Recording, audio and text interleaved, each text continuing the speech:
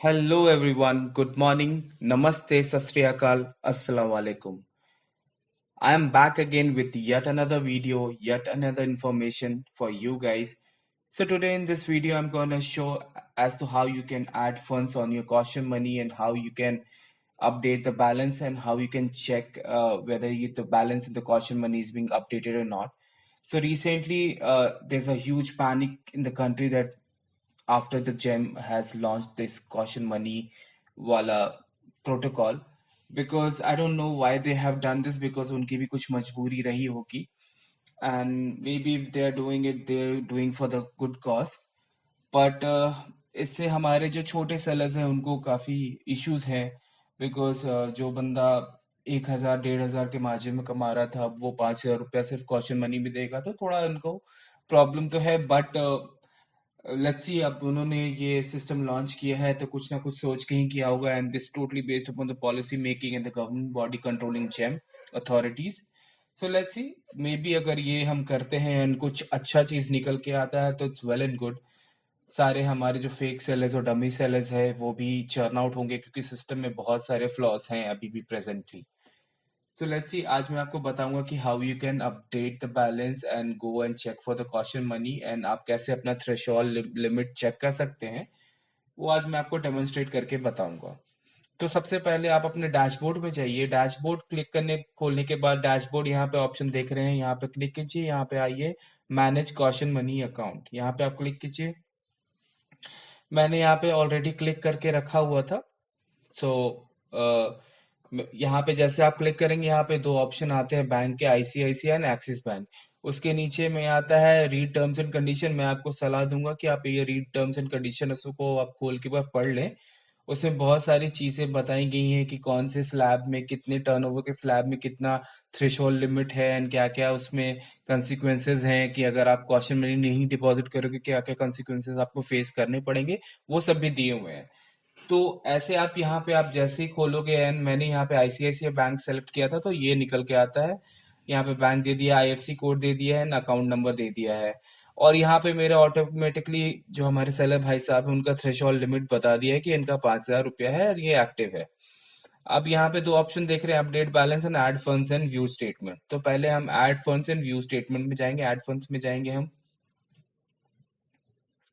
Add funds में जाने के बाद एक नया विंडो खुल के आएगा, जो कि है यहाँ पे आप देख सकते हैं fund transfer and view statement.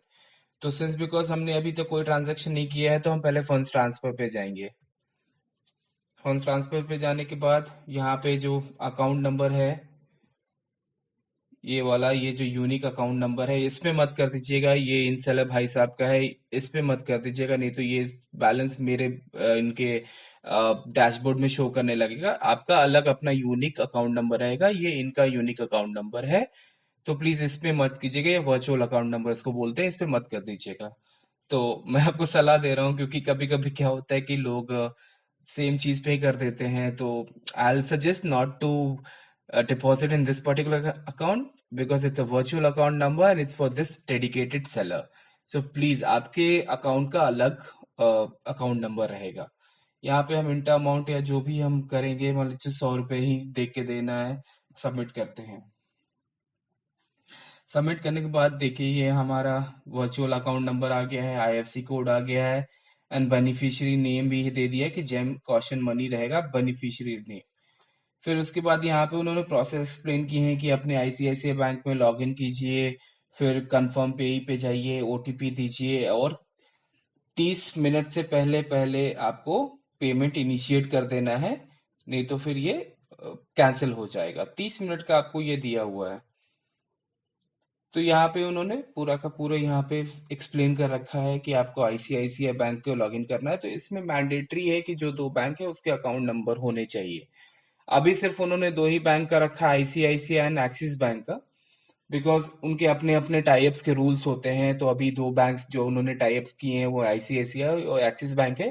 तो डेफिनेटली वो दो बैंक के अकाउंट नंबर होने चाहिए, एंड यहाँ पे भी उन्होंने स्मार्ट प्ले किया है, बिकॉज उन्होंने टाइप ही किया है दो बैंक से। अब जिनके पास वो बैंक अकाउंट नहीं है वो पहले उस बैंक में अपना करंट अकाउंट खुलवाएंगे ऑब्वियसली। करंट अकाउंट खुलाएंगे, फिर जैसे जैसे अदर बैंकों को पता चलेगा कि ICICI bank and Axis bank के साथ उन्होंने करंट अकाउंट खुलवा रहे हैं लोग, जेम के सारे सेलर्स, तो वो भी उनके पीछे भागे भागे जेम के पास जाएंगे टाई के लिए कि सर हमें भी रख लो, हमें भी रख लो।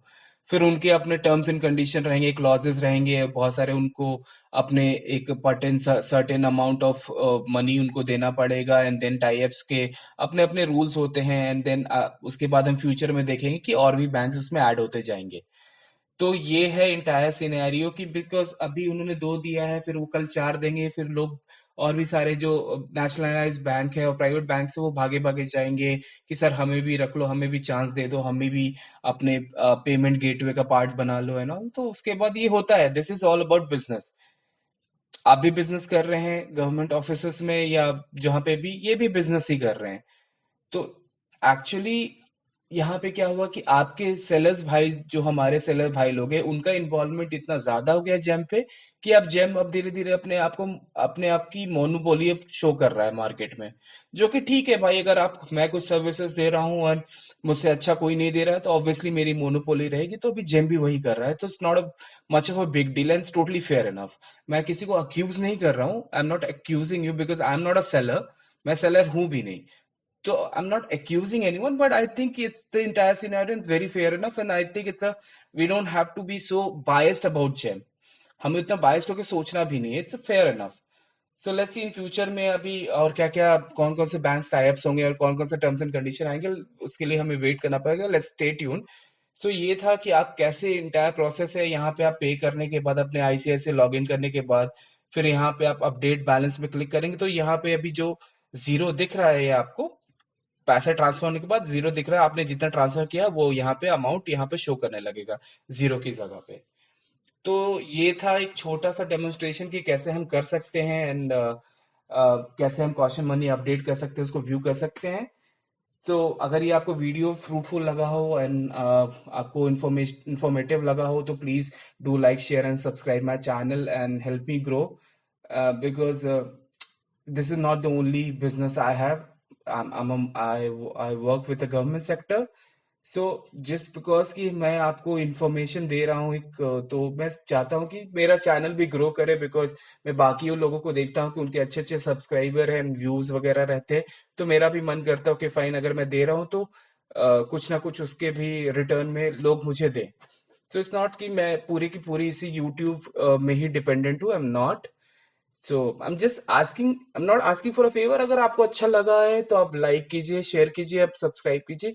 नहीं अच्छा लगा हो तो it's not a problem, but या आप लोगों को देखता हूँ मैं यूट्यूब पे डालते हैं and उनके व्यूज एंड सब्सक्राइबर होते हैं, तो एक मेरे को भी एक इच्छा हो जाती है क्योंकि फाइन मेरा भी व्यूज हो एंड मेरे भी सब्सक्राइबर हो, मेरे भी एक फैमिली बने सब्सक्राइबर की जिनको मैं डे टू डे इंफॉर्मेशन देते रहूं और उनको फैसिलिटेट करता रहूं।